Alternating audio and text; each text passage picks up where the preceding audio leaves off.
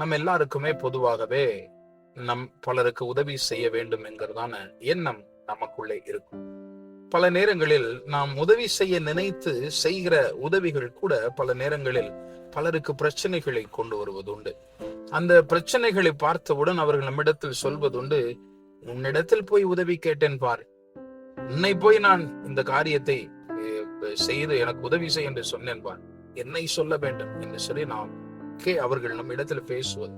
பல நேரங்களில் ஆண்டவர் சொல்லுகிற ஒரு காரியத்தை நாம் செய்ததால் கூட இப்படிப்பட்டதான் ஒரு பாதிப்பை நாம் அனுபவிக்க கூடும். நம்மை பார்த்து சொல்வார், உன்னிடத்தில் போய் உன்னை யார் இதெல்லாம் எனக்கு உதவி செய்ய சொன்னது என்று சொல்லி.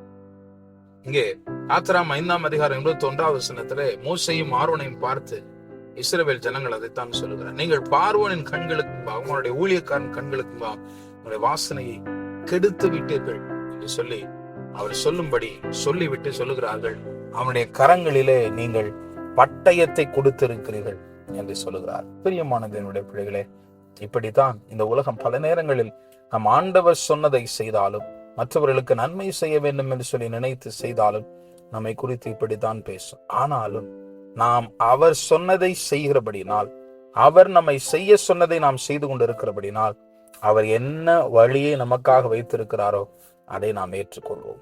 அந்த வழியை நாம் அங்கீகரிப்போம். அதன் வழியாக கடந்து போய் அவர் சொன்னதை மாத்திரம் செய்து முடிப்போம்.